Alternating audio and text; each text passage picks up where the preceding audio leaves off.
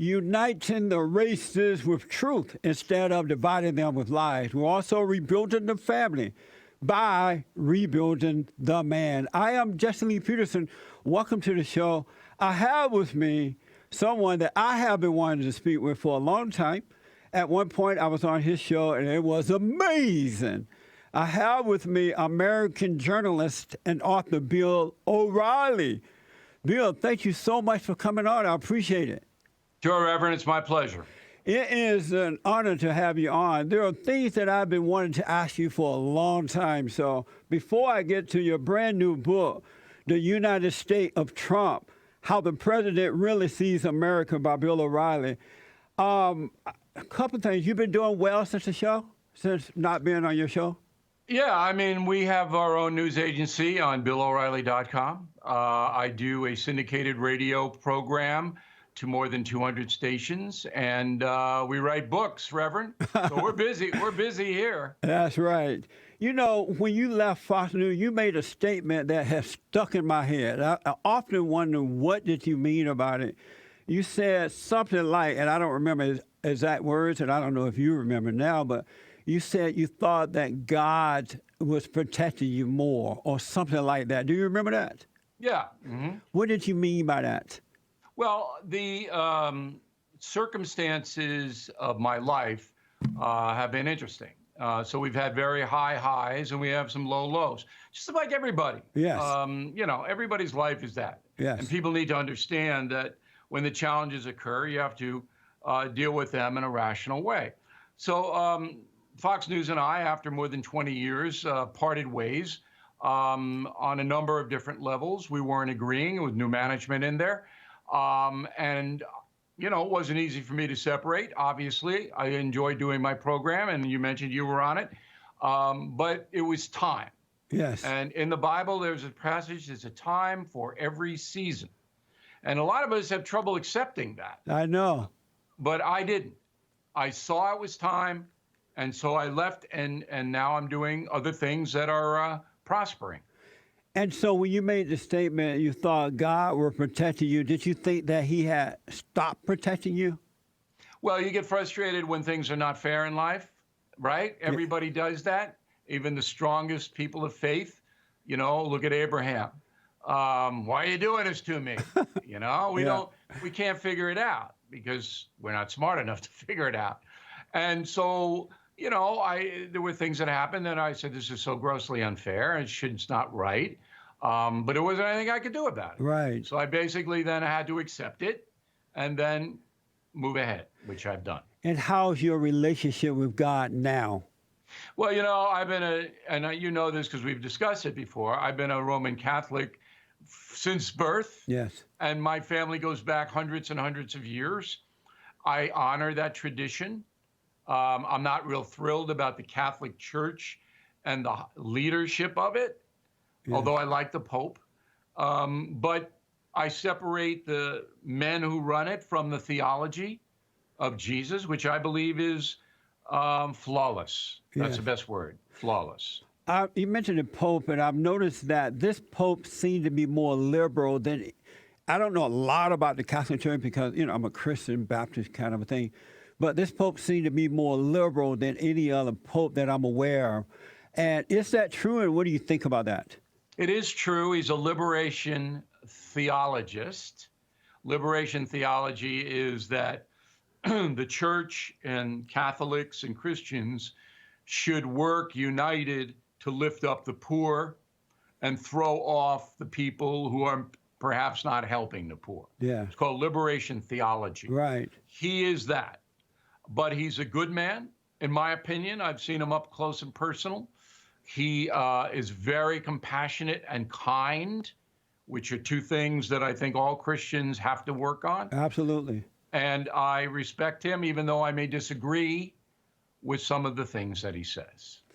And the other thing I wanted to ask you about, and I want to get to the United States of Trump, was Killing Jesus, your book on Killing Jesus. Amazing book, by the way.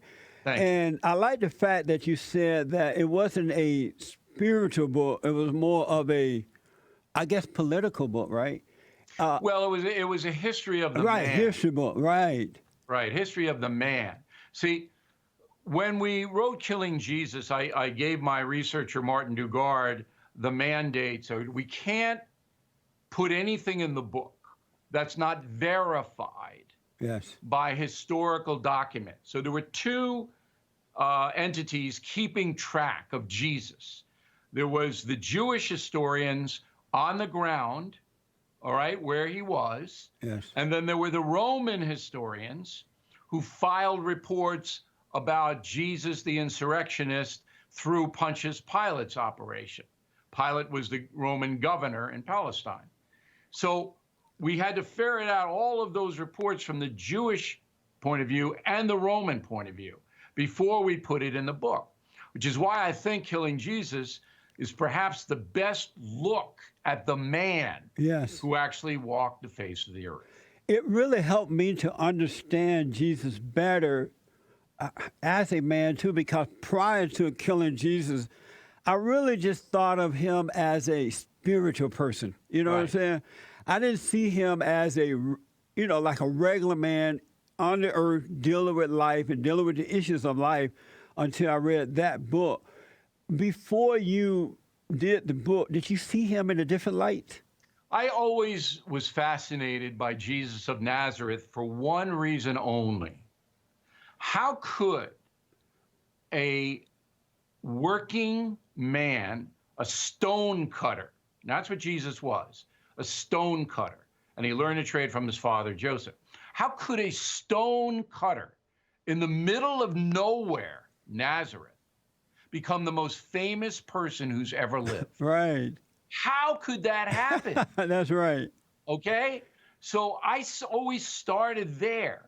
And I said, this has got to be something divine about it, Yes.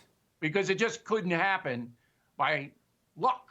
It's impossible. Right. So I'm a rational thinker. So I started there. And then when the Killing series got very popular, 17 million copies in print, by the way, of the 8 books, I said, I gotta put Jesus up there. And I've got to tell people about him as a man. It's not meant to convert anybody. It's just that this is probably the most extraordinary story of a human being that's ever been. And here it is. And so at the end, now you see him in what way? How do you see Jesus? Well, I believe Yeah. he's God. I do. I believe that, and that's what Catholics and Christians believe. Right. But I don't impose that on anyone. And in my book, I don't have the resurrection. Book ends with his death. Yeah, I noticed that. Right. Because I can't prove that he ascended into heaven. I believe it.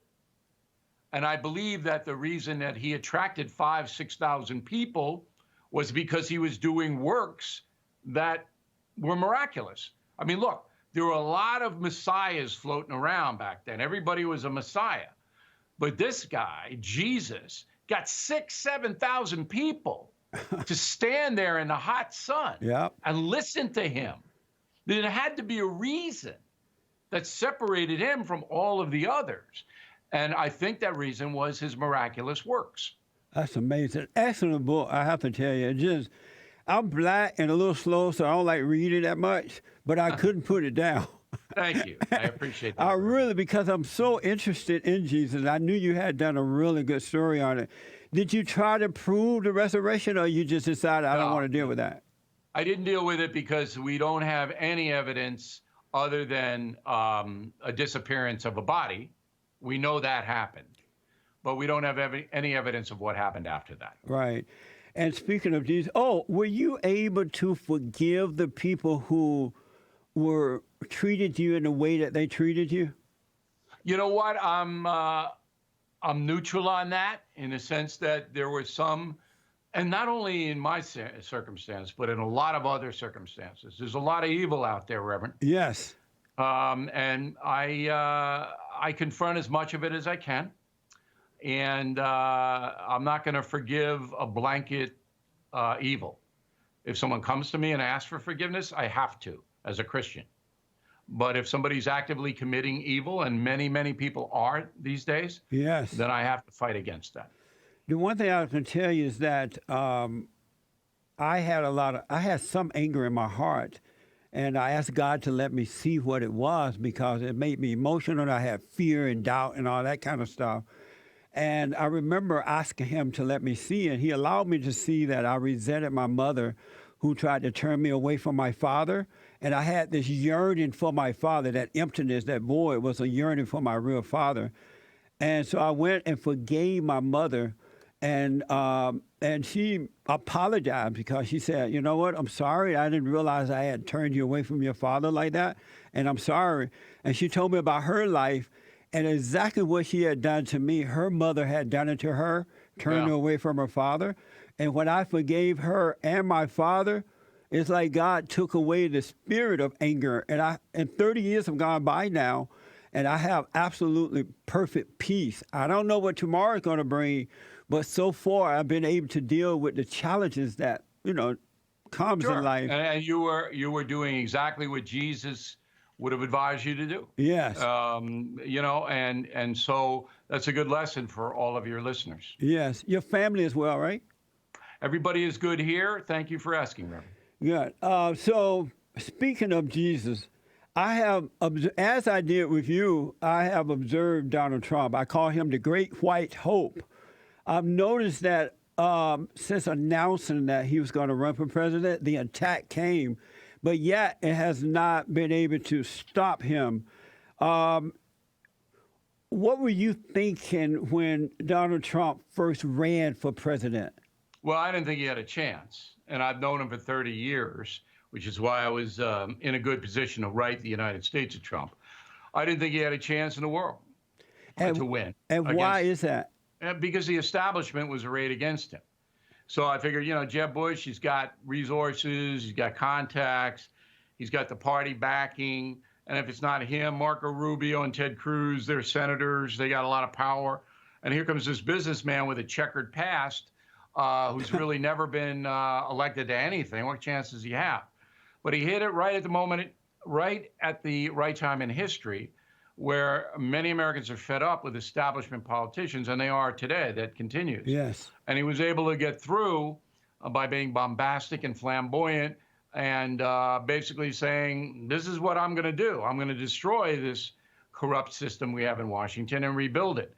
And it worked. But they hate him for doing it. And, he's never had a peaceful day since he announced his presidency, not one. Yeah, when the president announced, when he was coming down the stairs and he announced that he was running and why he was running and what he would do, I said then, this is our next president.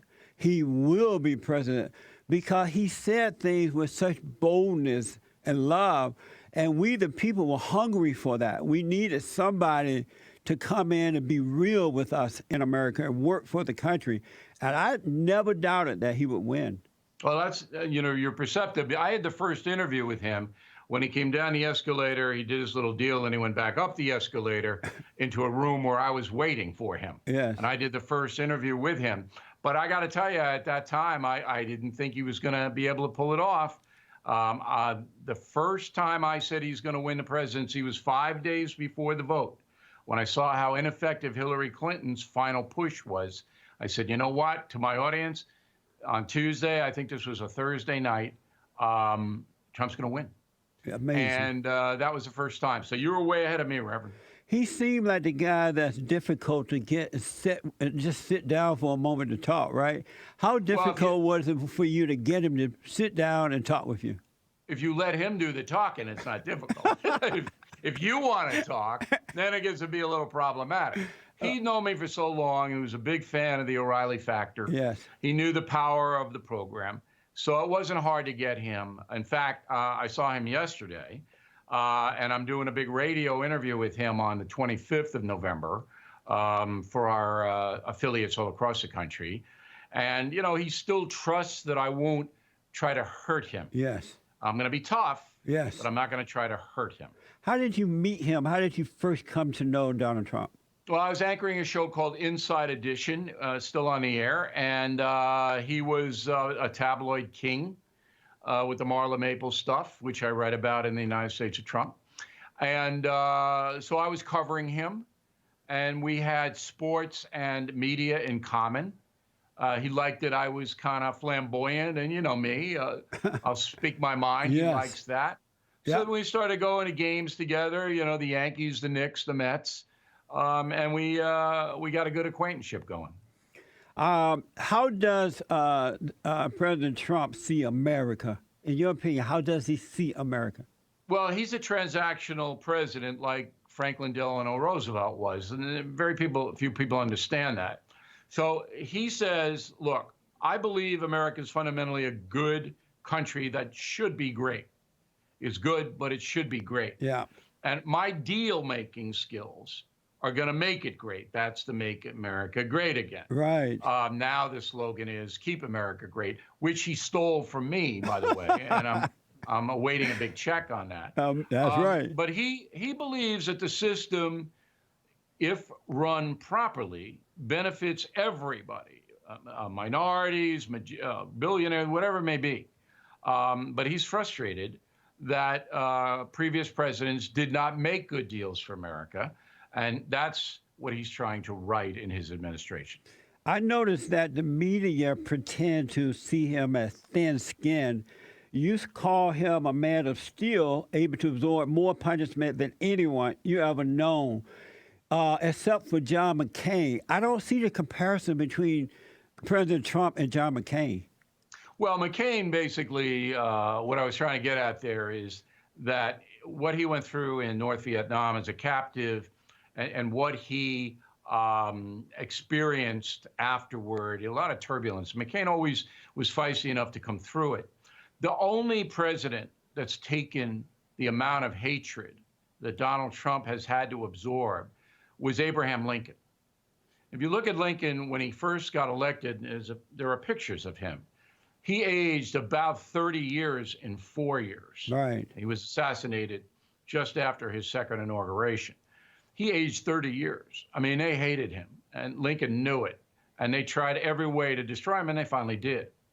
Donald Trump is second to him because the press despises him so much because he outwitted the press. He doesn't need the press. Right. That every day it's something else. And the guy absorbs the punishment. You know, when I saw him yesterday, he gave a good speech for Veterans Day, and, you know, he can function. Most people couldn't. How do you see America today, Bill? You know, I think the country is at a crossroads, Reverend. All this socialism stuff and all this, America's a bad, hateful country. And if you're a black person, you should despise the history of this country. Yeah. All of that is really bad. And traditional Americans are sitting there going, how did this happen so fast? Barack Obama was not a revolutionary. He was not a guy who said America's a hateful place and I got to do X, Y, and Z. He didn't govern that way. But all of a sudden it exploded into we're terrible. USA's awful, all right? And we're oppressors and all this. And, you know, the next election, America's going to have to decide whether you want to go that route or you want to go the traditional route. Big election. As you know, I grew up on a plantation down in Alabama under the Jim Crow laws. I remember colors-only signs and all that stuff. But the complaints that I hear today, I never heard while growing up. We had families, we worked hard. The elderly knew that there were good and bad in all cultures and all races. And so they taught us to treat people the way that we would like to be treated. And so we met white people who didn't hate black people and black people who didn't hate white people. And we got along because we knew then. And now when I hear the complaints now, it's like I'm in another world. I don't know where I'm at. I want to go back to the plantation days. Well, the grievance industry has been very effective in convincing young Americans that they don't have a chance in life. Look at you. I mean, you know, you're from an Alabama farm, and now you're a national figure. You're a man of God. You have a media platform. Come on. Could this have happened in China? No. That's right. You know, Russia? No. You know, even Europe, it couldn't happen. So I think that it's incumbent upon people like me and you to get the message out that this is propaganda. Yes. This is what they call a false god. That's this right. Secular socialism. It's not true. All right. And if you go down that road, it's going to lead to disaster. And just to add to that, because I'm so grateful, is that I barely finished high school. As you see, I don't speak proper English, but because I love what's right, I love God with all my heart, soul, and might. I love everybody. I have no resentment against anyone. He is just, and I was taught to work from day one. I just deal with life as things come, and I've always done that, and that's what we need back. We need the family back. I want to ask you one other thing about John McCain. Do you think John McCain ever forgave President Trump for saying he liked heroes who weren't captured? No, he never forgave him, and neither did his family. And that's the genesis of the McCain-Trump feud. And I scolded Donald Trump when he said that on the air. I said, that's not right. Yeah. That isn't right. And I think Trump knew in his heart that it was wrong. But when you read the United States of Trump, the president never admits a mistake. He just doesn't do it. And why is that? He sees it as a sign of weakness. Yeah, that's amazing. Yeah. You're right. You also says that Trump is quick to forgive. What do you mean by that? How do you know that? Well, it depends what you do to him. I mean, he at various times is very mad at me because I would criticize things that I didn't feel were right, like the McCain thing and other things. But he'd yell at me, or he wouldn't take my calls, whatever. But then 3 weeks later, we'd be back. So he's not a grudge holder. But if you go in deep and try to hurt him and his family, then he will hold a grudge. Yeah. One other thing that I really wanted to bring up, and I think it's important for all people to live by, you say that Trump is no person, no doubt, no fear, no apology, no retreat. And what do you mean by that? Well, he's a warrior. He's very self-confident in his ability to win. Everything's divided up into win-loss, and he's going to win. He's not going to back down from anyone. The only person on earth he ever feared was his father, Fred. Yeah. And I get into that a lot in the book. Yeah, I read that. Yeah, and everything else was like, look, I mean, I don't care what you say or who you are. I'm going to do what I think the right thing to do is. And so I admire that. I mean, a strong leader, we need that in this country. While growing up, that's the way men were when I was growing up. They were not afraid. It doesn't matter if you're black or white, male or female, relative or non-relative. If you were wrong, they're going to tell you that you're wrong. And if someone didn't like it, oh well, they still had to say and do what they thought was right. Different era then, Reverend. Now we don't even know what bathroom to use. So, I mean, I know. A lot of changes. I really appreciate this book. One other thing, and then I have a couple questions. I'm done. You say that Trump said that his greatest achievement was the Mueller investigation because it exposed the corruption. The last chapter of the United States of Trump, I interviewed the president right after the Mueller investigation came in, and it was the first time in 30 years I'd ever seen him show emotion.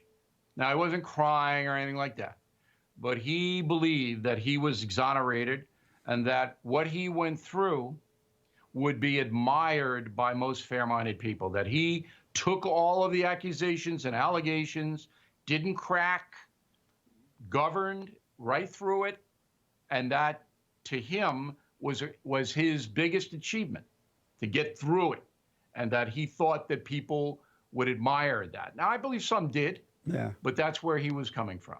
Amazing. What do you think about this so-called impeachment thing that's supposed to start tomorrow, I think? What are your thoughts on that impeachment? Well, President Trump tweeted something that I had said on BillO'Reilly.com, that it's not about impeachment or it's not about misconduct with Ukraine. This is about subverting democracy. Yeah. So the Trump haters couldn't get him on Russian collusion, couldn't get him on the other social stuff that they tried. So now, here we are. A phone call to a president of Ukraine asking for help in uncovering alleged corruption that actually is being investigated by the Justice Department. That's enough to remove a sitting president. No, it's not. He won't be removed. The Senate knows it's a political game. And most Americans, I believe, know it too. And so are the Democrats, the liberal media, the Democrats, the Never Trumpers, the rhinos, are they so angry that they can't see that all of this time, nothing they have done hurt the president? Why don't they pull back and try to do something for the country, and maybe then they can get the support of the people? Why can't they see it's not working? It's only 12 months, and then we vote. Yeah. So if I were the head of the Democratic Party, I'd say, look, let's put this on the shelf. If the Democratic candidates want to use it as an issue, okay. But we might really hurt our own party when this thing is over and nothing comes of it. Yeah. That's what I would do. Me too. I would. Right. You got 12 months. That's going to go by like that. That's right. And Americans can decide if they want the man to continue to lead or they want somebody else. I have never, and I've watched you closely over the years, I've never heard you say how you vote. Are you still keeping that to yourself? Yes, because my job is to watch all the powerful people, Reverend, everybody. I'm the guy who reports back to the folks and tells the folks the truth. Yeah. I can't be rooting for any political party or rooting for any ideology. I can't. I can tell you how I see it and why I see it that way, but I'm not going to get into the partisanship. That's not me. I mean, go ahead. Go ahead. No, I was going to say, I've shifted a little bit now because I see danger on the left, where I didn't see a lot of danger with Bill Clinton and Barack Obama. I didn't like some of Obama's stuff, but I didn't think it was dangerous. These people, I think, are dangerous. So I've shifted a little bit in that. But again, I'm not going to tell anybody who I vote for. I am so grateful for President Donald Trump. I call him the Great White Hope. And everybody and their mama know I support him. Because I'm grateful. I love America. And I think that, and I truly believe we're the greatest country in the world. I've always felt that way, even as a little kid. And I just think it's time that somebody stood up and put the country first and fight for the country. And the president seemed to be doing that. Well, I respect your opinion, Reverend. And you got to keep giving it to everybody so they know that a guy like you believes that. I got to ask this. I've been saying that there is an attack upon white people, especially straight, white, conservative men. And the young guys, they are becoming angry because they have no one to help them through this. You know, if they speak up, they're called right-wingers and all that crap. Do you see an attack upon white people in America? I don't know if it's white that drives it. I was attacked every day of my life when I worked for Fox News. I had to have security go with me. There was a point where I had to have security guards living in my house. Yeah. People wanted to hurt me.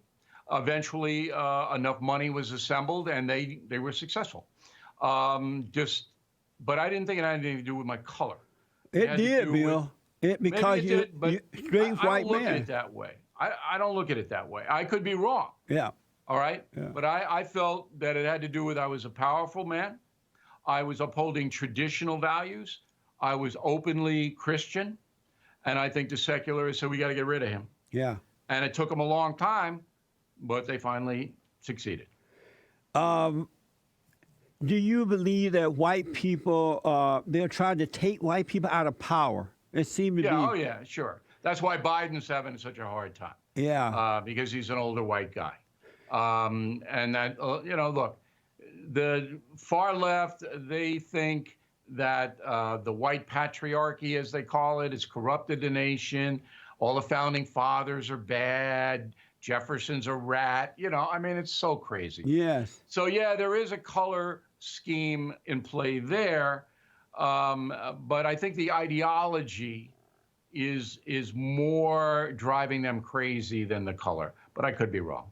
Well, help me to understand, how is it that you can go into a country that was founded and created by white people based on the principles of God, and then these white people create a constitution or whatever, and they say, okay, we're going to let other people in. They let you in, and then you come, and what you do is attack the very same people who allowed you. It's like inviting someone into your home and they attack you. How is it that they're able to do that rather than showing gratitude and adding to it and making it better? Well, I mean, I see most immigrants to America as good, hardworking people. I mean, I see it in my own eyes, but I feel that they don't quite understand how they're being manipulated by political parties and how they're being sold something that isn't true. It takes a lot of study and perception to really know the truth in America now. But I don't hold any group responsible for the deterioration of the traditional belief system. I think it's the media, and I think it's the far left. Yeah, it is, but I don't want to lose my country. And I have noticed that straight, white, conservative Christian men of power are hated in America. And I know that that's one of the reasons they hate the president, because he put the country first. He's straight, he's white, as well, conservative, Christian male. And he is exposing the lie. He's exposing the enemy. And they want these kind of people out. Christianity is hated. And I've never seen it like as much hated today in my entire life. That's because the media promotes that, and it used to scorn it. And now you can get away with saying the most outrageous things, anti-Christian things you want, and no one will be held to account. And the last thing, Bill, I want to tell the folks, they got to get this book. It's so amazing. Personally, and you don't know about this, I didn't like the way the race hustler treated you, Al Sharpton and all those guys. It's like they use you and then they turn on you, as they're doing with President Trump. How did you deal with that? What do you think about that it happened to you and now it's happening to the president? They're calling him racist. Before they loved him. I got into the racism thing pretty heavily in the book, but I'll tell you a story real quick and I'll let you go. About 8 Thanksgivings ago, Al Sharpton came to me and said his National Action Network was out of money and they couldn't buy the usual turkeys for the poor people of Harlem. All right? Yes.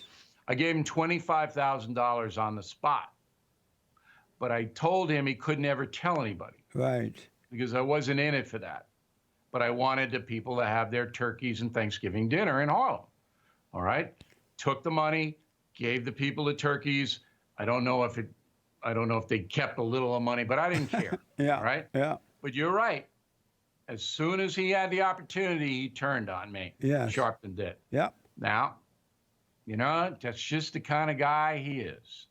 So now everybody knows it, and maybe he'll come back, you know? Maybe Jesus will inspire him.